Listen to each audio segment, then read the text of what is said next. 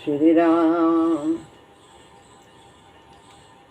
गुरुर्ब्रह्मा गुरुर्विष्णु गुरुर्देव महेश्वरः गुरु साक्षात् परब्रह्म तस्मै श्री गुरुवे नमः।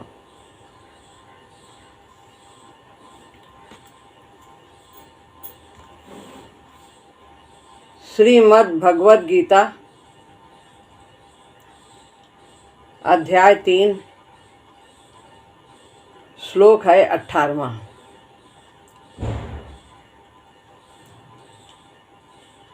तो इसमें भगवान बता रहे हैं कि ये जो स्वधर्म का है, यज्ञ का नियम है, निष्काम भाव से कर्म करने का, ये किस पर लागू होता है और किस पर नहीं लागू होता है। तो पिछले श्लोक में हम लोगों ने देखा कि जो आत्मरति हैं, आत्मतृप्त हैं, आत्मसंतुष्ट हैं, उनके लिए यज्ञार्थात कर्म आवश्यक नहीं है। उनके करने और न करने का कोई प्रयोजन नहीं होता है। लेकिन जब तक हमारे अंदर करने का भाव है कि मैं कर रहा हूँ, मैं करता हूँ, मैं पुण्य कर रहा हूँ, मैं पाप कर रहा हूँ, तब तक हमें इस प्रकार से यज्ञ के निमित्त यानी निष्काम भाव से अपने कर्तव्य का पालन करना ही चाहिए। तो आज 18वां श्लोक हम लेते हैं इसी अध्याय का, तीसरे अध्याय का। नैव तस्य कृतेनार्थो न कृते नेह कश्चन न चास्य सर्वभूतेषु कश्चिदर्थ व्यपाश्रयः।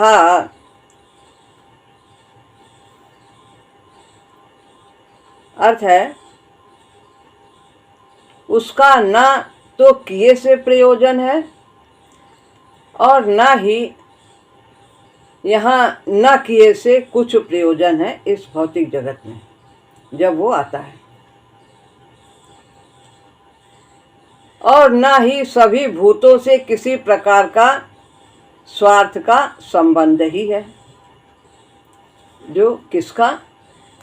जो आत्मरति है, यानी इंद्रियां राम नहीं है, जिनकी इंद्रियां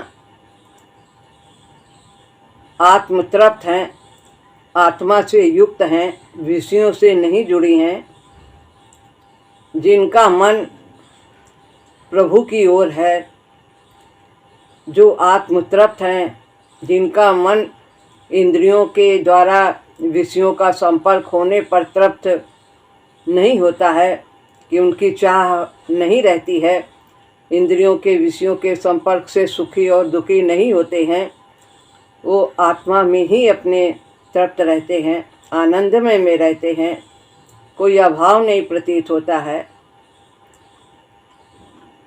और जो आत्मना तुष्टा होते हैं, आत्मा में आत्मा से संतुष्ट रहते हैं, जिनकी बुद्धि किसी भी चीज़ पर अपना अधिकार नहीं जमाती संसार में, तो बुद्धि अधिकार ही चाहती है, ये भी मेरा हो जाए, वो भी मेरा हो, सब कुछ मेरा ही मेरा हो जाए, संसार के पदार्थ जो हैं, जन हैं, सब पर हमारा अधिकार हो।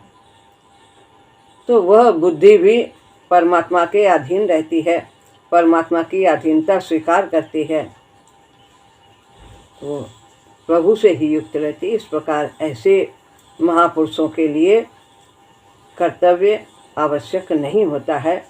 वे चाहे करें और चाहे न करें, न उनके न करने से संस्कार बनता है और न ही करने से संस्कार बनता है।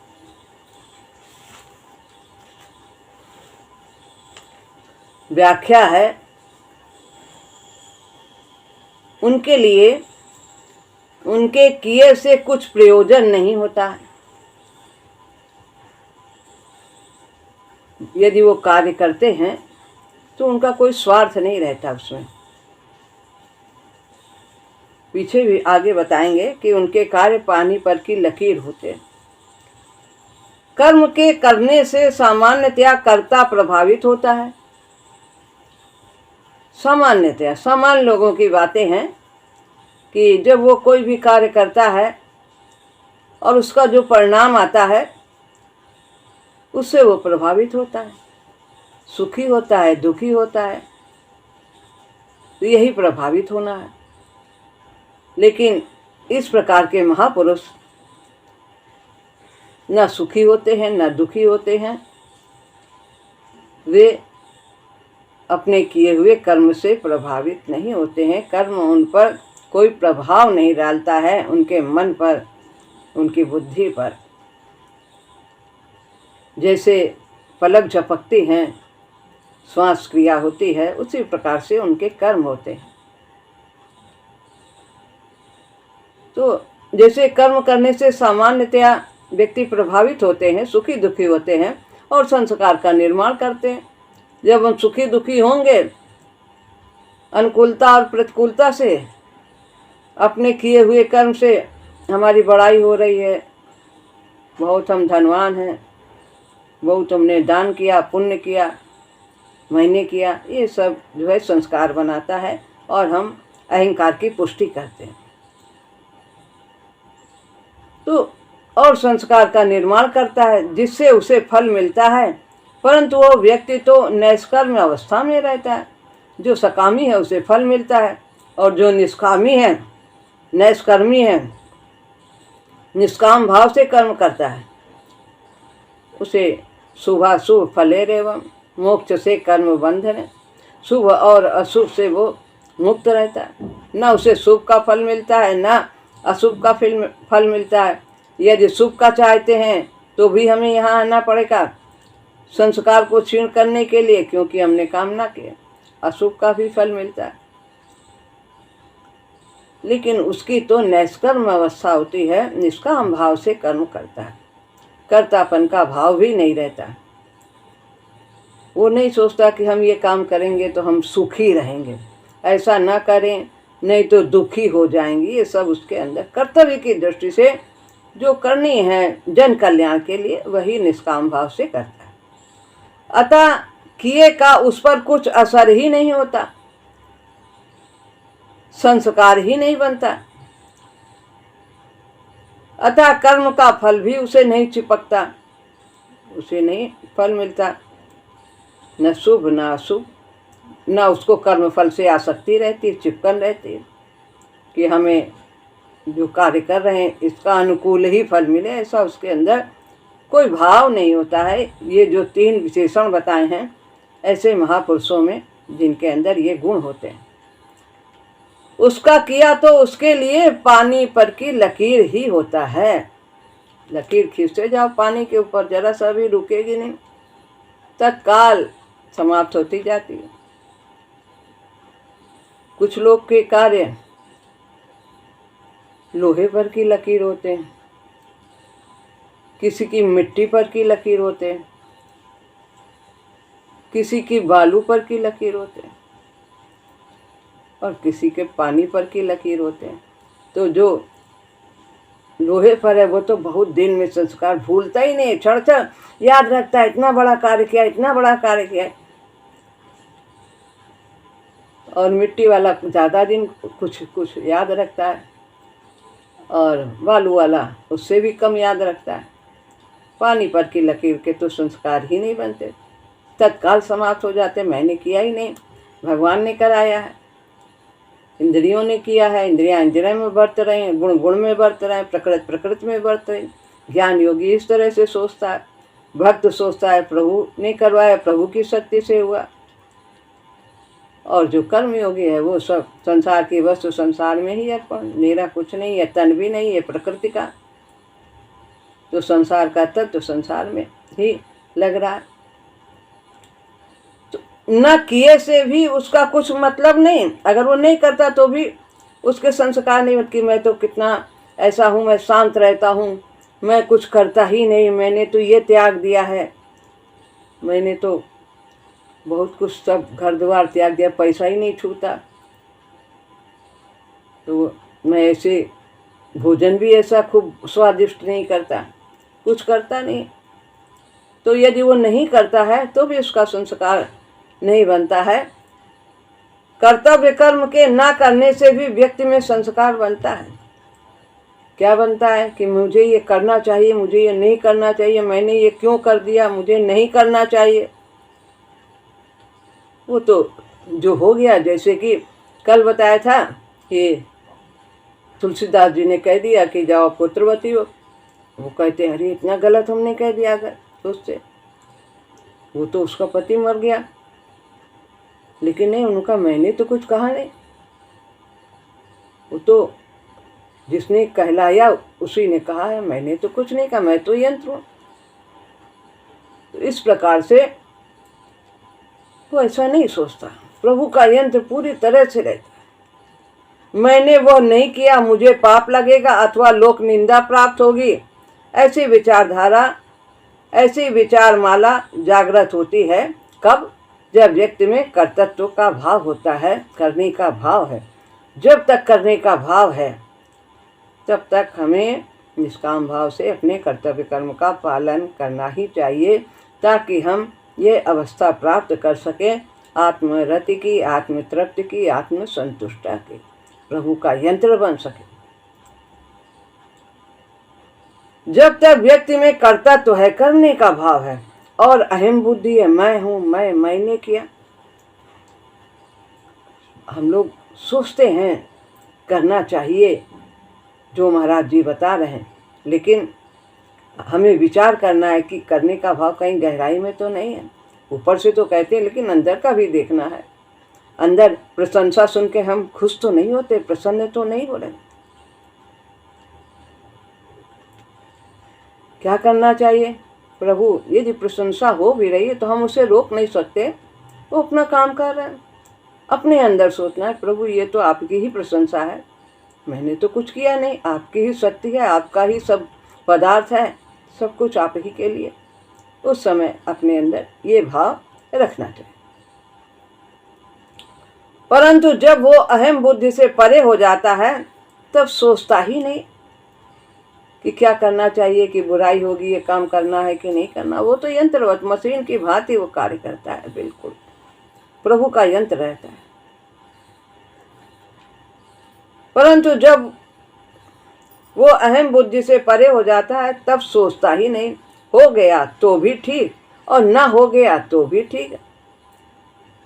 महाराज जी ने कहा कि हमने इतनी सब पुस्तकें जो लिखी हैं वो चाहे आगे रहें या ना रहें, आधी ये सब समाप्त हो जाए, कोई फर्क नहीं पड़ता।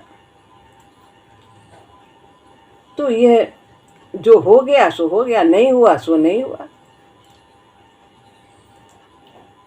करते हुए मैं करता हूँ की भी प्रतीति नहीं होती उसे, मैं करता हूँ ऐसा नहीं सोचता है।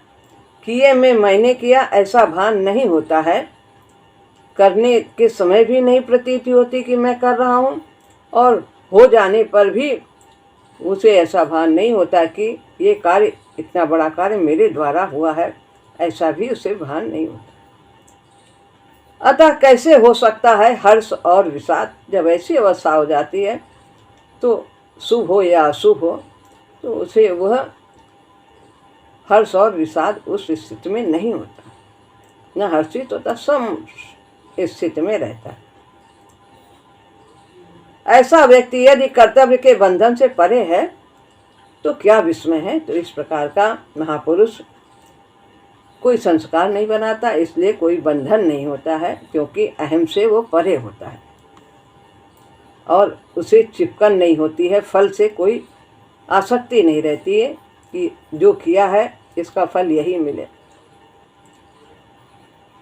बच्चे अब बता रहे किसके किसके लिए ये नियम नहीं लागू होता है कि वो निष्काम भाव से यज्ञ के लिए कर्तव्य करे। बच्चे के लिए कर्तव्य नहीं होता, वो जानता ही नहीं कि मैं कर रहा हूँ कि नहीं कर रहा हूँ, ना उसमें अहम होता। वो समझता ही नहीं, चाहिए का उसे भान हो ही नहीं सकता। वो तो ना समझ है भी, बच्चा कुछ भी कर देता है, पिता के साथ कैसा करने लगता है, दुलार में क्या क्या ऐसे लपड़ भी मार दे, दाढ़ी भी नोच ले, उसे मालूम ही नहीं क्या करना है। और पैर चलाता रहता है दोनों पैर, और उसको कोई भी जो गोद में लेता है उसको लात मारता है, उसे कुछ भान ही नहीं। और बड़ा ऐसा कर दे, जरा सा पैर सामने करके बैठ जाए तो उसे अभद्र कहेंगे। जब वो बड़ा होता है तो उस प्रकार से सोचने लगता है, तब कर्तव्य का उसके लिए विधान होता है, बच्चे के लिए नहीं होता। विकसित और मूढ़ के लिए भी कर्तव्य नहीं होता, न बच्चे के लिए होता है, न जो विकसित है, पागल की अवस्था है, मूढ़ है, ज्ञानी है, तो उसके लिए भी कर्तव्य का विधान नहीं है कि उसे क्या करना चाहिए। जब उसके पास ज्ञान ही नहीं, बुद्धि नहीं, तो उसके लिए धर्म और स्वधर्म का कोई प्रश्न नहीं। पशु के लिए भी कर्तव्य नहीं होता, पशु तो अपने स्वाभाविक कर्मों को करता है, जीवन की जो मुख्य आवश्यकताएं हैं बस उन्हीं को पूर्ति करता है। क्या करना चाहिए क्या नहीं, अपना खुद खाया आएगा दूसरे की नाद में, और दूसरा कोई आएगा तो वो उसको मारेगा, उसे मालूम ही नहीं क्या गलत है क्या सही, उसके लिए भी ये विधान नहीं। इसी प्रकार से जैसे बच्चे के लिए, विक्षिप्त के लिए, पशु के लिए कर्तव्य का कोई विधान नहीं है, इसी तरह जो संत महात्मा हैं, जो 3 विशेषण ऊपर कहे गए हैं, जो आत्मरति है, आत्मतृप्त है, आत्मसंतुष्टा है, ऐसे महापुरुषों के लिए भी कर्तव्य का कोई विधान नहीं है। उनकी इच्छा पर है, वो चाहे करें चाहे न करें। जन कल्याण की जब आवश्यकता होती है तो वे जो उचित होता है वो उसको कार्य करते हैं, और उनमें कोई अहम भावना भी नहीं होती कि मैं इतना बड़ा कार्य कर रहा हूँ। इतना ही नहीं, उनके लिए उल्टा सुल्टा सभी एक हो जाते हैं, जैसे वाणी से तुलसीदास जी ने कह दिया, और भगवान पूरा करते हैं। ऐसा वो विधान में कुछ रुकावट नहीं डालते, लेकिन जब हो गया कह दिया तो वो पूरी तरह से तो यंत्र ही रहते हैं। प्रभु ने कहा है,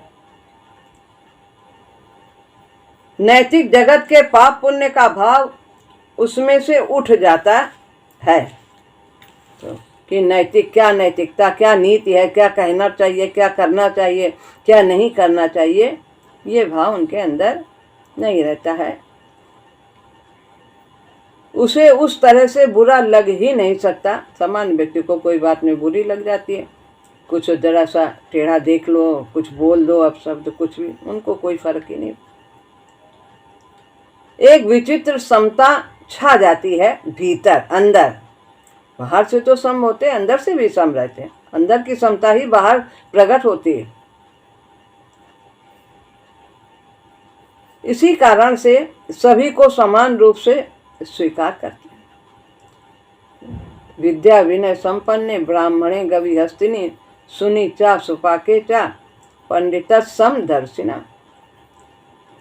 जो पंडित हैं, ज्ञानी हैं, वे विद्या विनय से संपन्न में, ब्राह्मण में, पशु उसमें, चांडाल में, हाथी में, कुत्ते में, सब में समभाव रखते हैं, सब में परमात्मा को देखते हैं, किसी से भेदभाव छोटा बड़ा नहीं करते, पर व्यवहार उनका सम नहीं होता।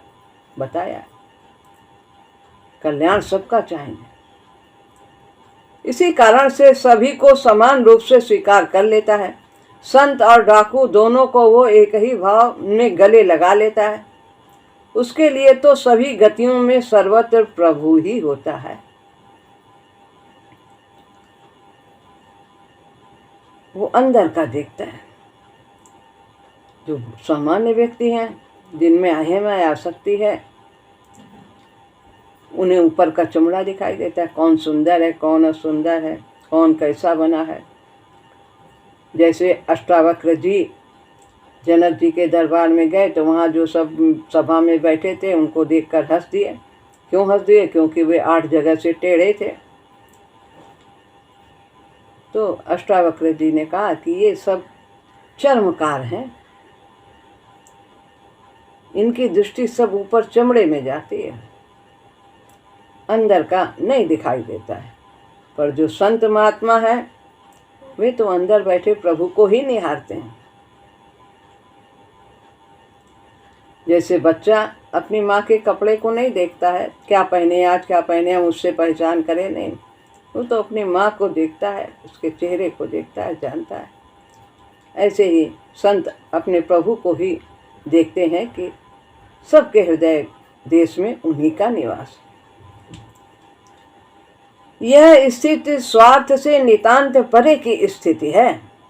जिसमें स्वार्थ नहीं है तभी वो स्थिति प्राप्त कर सकता है। अपना कोई मतलब ही नहीं रहता सिद्ध करने का कि हमें किसी से कुछ चाहिए,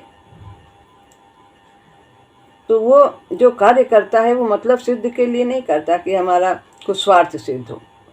वो तो निष्काम भाव से जन कल्याण के लिए ही कार्य करता है। किसी प्रकार की निजी कामना ही नहीं रहती। प्रजहाति यदा कामान सर्वान पार्थ मनोगता, सभी कामनाओं का वो त्याग कर चुका होता है। उसकी पूर्ति के लिए दूसरों का उपयोग करने का अर्थ ही क्या, जब उसके अंदर कामना ही नहीं तो हमें दूसरे से कोई चाहे नहीं होगी। वो तो बालवत स्थिति है। माँ की गोद में संत खेला करता है, अपने प्रभु की ही गोद में सदैव वे निवास करते रहते हैं, उन्हीं की गोद में खेलते रहते हैं, लीला करते हैं। मैंने नहीं किया, उसने किया, उस प्रभु ने किया। उसके इशारे पर नाचा करता है वो संत। उसको योगक्षेम की स्वयं चिंता नहीं होती कि मेरा कल्याण होगा कि नहीं होगा, भजन कर रहे हैं कल्याण होगा कि नहीं होगा, अंत समय क्या होगा, ये सब कोई चिंता नहीं।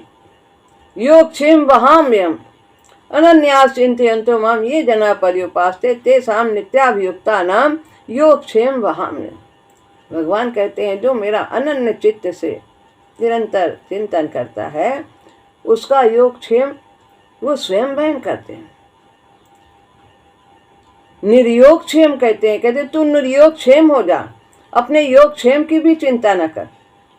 निर्द्वंद्व नित्य सत्य वत्सो निर्योगक्षेम आत्मवान, अपनी योगक्षेम की चिंता मत कर। और संत ऐसा करता है, उसे नहीं चिंता होती है। उसका तो काम है बस भगवान का सुमिरन करना, याद करना, उनकी आज्ञा का पालन करना। जाते प्रभु चित्त क्षोभ न होई करुणा सागर की सोई, वही वो चाहता है। तो प्रभु की प्रसन्नता में ही अपनी प्रसन्नता वो समझता। उसको योगक्षेम की स्वयं चिंता नहीं रहती। जैसे बच्चे के लिए माँ को होती है ऐसे ही उसके लिए मंगलमयी माँ को होती है। प्रभु चिंता करते हैं उसकी। कैसी आनंदमयी अवस्था है। वास्तव में वह पूर्ण रूपेण यज्ञमय हुआ होता है। उसका जीवन ही यज्ञमय होता है, त्याग के लिए होता है, स्वार्थ की कहीं गुंजाइश नहीं होती, क्योंकि उसमें अहम ही नहीं होता। जो यज्ञ के प्रतिकूल प्रवृत्ति जागृत कर सकता, तो जब अहम नहीं है तो यज्ञ के प्रतिकूल कोई क्रिया होगी ही नहीं, कि त्याग के प्रतिकूल कोई क्रिया होगी ही नहीं। उसमें अहम का त्याग होता, आसक्ति का त्याग होता, लोभ का त्याग, सारे विकार समाप्त हो जाते हैं। तो यज्ञ के कोई प्रतिकूल यानी त्याग के प्रतिकूल कोई क्रिया होती ही नहीं, सब परहित के लिए ही होता है। परंतु उसे यज्ञ में भी तो नहीं कहा जा सकता कि वो यज्ञ में उसका जो जीवन है यज्ञ में है। वो जो होता है सो निजी संकल्प से नहीं होता, वो कुछ करता ही नहीं, तो वो यज्ञ क्या करेगा, वो त्याग क्या करेगा, वो त्याग भी नहीं करता, वो तो कुछ करता ही नहीं। वो जो होता है सब उसके प्रभु के संकल्प से होता है, तो उसमें उसका काम ही क्या, वो सोचता ही नहीं कि हमने त्याग किया, हमने क्या किया, मेरा जीवन यज्ञ में है, कैसा, कुछ नहीं। जो उसने करा दिया हो गया, उसे अपना कहीं व्यक्तित्व का अलग भान ही नहीं होता, तो उसका जीवन अलग से क्या होगा। जो वह है उसके लिए श्रेय दे तो किसे दे। जैसा भी आज वो है तो वो बड़ाई किसको दे। अंदर भी वही है, बाहर भी वही है, सर्वत्र वही है, सब लीला उसी की है, तो वो तो कहीं है ही नहीं, तो वो बड़ाई किसको दे? बड़ाई करने वाला भी वही है, बड़ाई जिसकी हो रही वो भी वही है। वो यज्ञेश्वर से एक हुआ होता है, यज्ञेश्वर का संकल्प उसके द्वारा सिद्ध होता है। जो प्रभु चाहते हैं वही उस यंत्र के द्वारा कराते चले जाते। यह जो अवस्था है, इस अवस्था में व्यक्ति कर्म नहीं कर सकता, ऐसा अनुमान करने के लिए हमारे पास कोई प्रमाण नहीं। तो ऐसी बात नहीं कि वो अजगर की तरह बैठा ही रहते हैं, कुछ काम ही नहीं करते हैं, उनके लिए कर्म अनिवार्य नहीं तो वो बिल्कुल छोड़ दें, कोई कार्य ही न करें, ऐसी भी बात नहीं, ऐसा कोई प्रमाण नहीं है। सब जो ऐसी अवस्था को प्राप्त हुए हैं उन्होंने बहुत कुछ किया, करते हैं, स्वयं उनका वो तारण भी होते हैं और तरण भी होते हैं, स्वयं भी तरे हुए होते हैं और दूसरों को भी तारते हैं। कितने ऐसे महात्मा हैं, उनके जो कर्म है उनके द्वारा लोग सीखते हैं, प्रेरणा प्राप्त करते हैं। तो ऐसा नहीं कि वे बैठे ही रहते हैं। हाँ, ऐसे व्यक्ति के कर्म की प्रेरणा प्रकृति में नहीं होती। सामान्य व्यक्ति की प्रेरणा प्रकृति में होती है कि हमें वो अच्छे हमारे साथ व्यवहार करें, हमें ये वस्तु मिल जाए, धन मिल जाए, बढ़िया बंगला मिल जाए तो हम ये कार्य करें, इतना परिश्रम करें, इतना इकट्ठा करें। तो ये सब प्रेरणा प्रकृति से मिलती है, प्रकृति की वस्तुओं की चाह होती है तो वो उसी से प्रेरित होकर के सामान्य व्यक्ति का कर्म करता है। लेकिन उनकी प्रेरणा ऐसी नहीं होती कि हम ऐसा कार्य करें तो हम 1008 हो जाएं और हमारे लोग वाह वाह हो जाएं, हमारे इतने शिष्य हो जाएं। संत ऐसा जो वास्तविक है वो इस प्रकार नहीं करते, इतने आश्रम बन जाए तो हमारी बहुत नहीं, जनहित जो भी बड़े से बड़ा कार्य करेंगे तो उसमें जन कल्याण के लिए ही प्रभु का भाव रख के करते, उसको किसी अभाव की प्रतीति ही नहीं होती। अतः उसकी पूर्ति के लिए चेष्टा कैसे, जब कोई कमी नहीं है, हमें कुछ चाहिए ही नहीं तो हम किस प्रकार की चेष्टा करें प्रकृति से प्रेरित होकर के। परंतु ऐसा व्यक्ति भागवत संकल्प के द्वारा चालित होता है, प्रभु उसे संचालित करते हैं और वो बड़े से बड़ा कार्य भी कर सकता है। वो प्रभु के इच्छा के अनुसार ही होता है, उसके द्वारा जो भी कार्य होता है भगवान कराते हैं, सब कार्य उसके द्वारा। लौकिक दृष्टि से वो बड़े कर्म को करने वाला महान व्यक्ति भी हो सकता है, देखने में संसार में कि इतना बड़ा कार्य किया, कितने लोगों को भगवान के रास्ते पे लगाया है, कितना लोग अच्छे अच्छे आचरण करने लगे हैं उनके प्रभाव से। श्रेष्ठ व्यक्ति यही होते हैं जो गलत रास्ते पर चल रहे हैं तो स्वाभाविक रूप से उनके बताए रास्ते पर चलने लगते हैं। वो क्या होगा, कैसा होगा, यह उसके हाथ में नहीं होता है कि बड़ा बनेगा कि छोटा बनेगा, कि बहुत ही धनहीन होगा कि धनवान होगा, कि महान होगा, कि मंदिर में झाड़ू लगाएगा, कि मंदिर में घंटा बजाएगा, पूजा पाठ करो, क्या कुछ नहीं। जो बना देगा वो बनने को तैयार रहता है। कोई कार्य छोटा नहीं होता, कोई कार्य बड़ा नहीं होता है। तो जो प्रभु करवाते हैं वो प्रभु की सेवा होती है।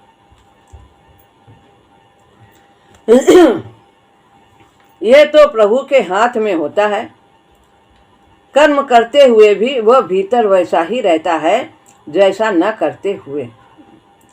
कर्म और अकर्म उसके लिए समान होता है।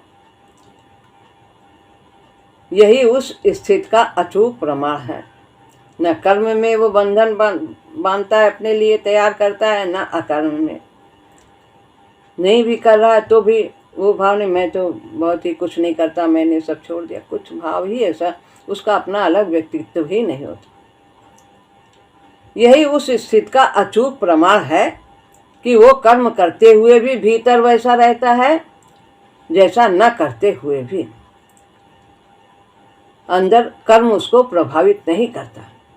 मध्य युग में अनेक उच्च कोटि के संत हुए हैं, अनेक हैं, सूरदास, तुलसीदास, कबीर जी, बहुत हैं, बहुत। वे अजगरी वृत्ति में नहीं थे, बहुत से सब गृहस्थी में थे।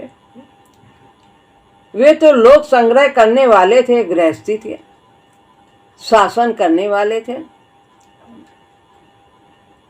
अम्बरीश, राजा अम्बरीश थे, राजा जनक थे, लोगों को सत्य पथ देने वाले थे।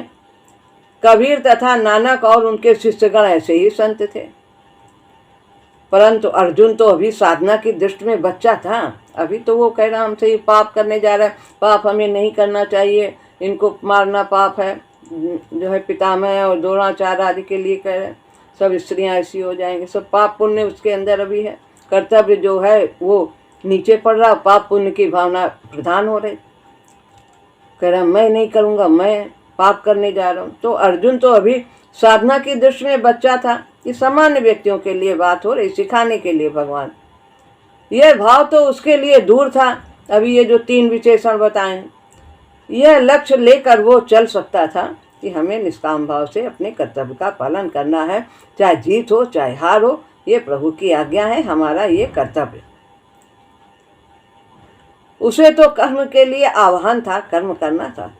उसे यज्ञ रूपी यज्ञ में अपने श्रम की, युद्ध कला कौशल की आवश्यकता और आवश्यकता हो तो प्राणों की भी आहुति डालने के लिए प्रभु प्रेरित कर रहे थे। यही बात है कि प्राणों का भी मोह छोड़ दो और अपने कर्तव्य का पालन करो। तुम क्षत्रिय हो, तुम्हें धर्म की स्थापना करनी चाहिए, तो पर जीत हार से परे होकर के फल की चाह न रखकर कर्तव्य का पालन करो। तो अर्जुन के लिए, समान व्यक्तियों के लिए कर्तव्य अभी करना है, करना ही चाहिए जब तक करने का भाव है। और जो उनसे ऊपर हो गए हैं, आत्मतृप्त हैं, तो उनके लिए ये आवश्यक नहीं होता। ये बताया गया किसके लिए आवश्यक है और किसके लिए आवश्यक नहीं है। तो यहाँ पर ये श्लोक पूरा होता है। अगला श्लोक अगले सत्र में। श्री राम।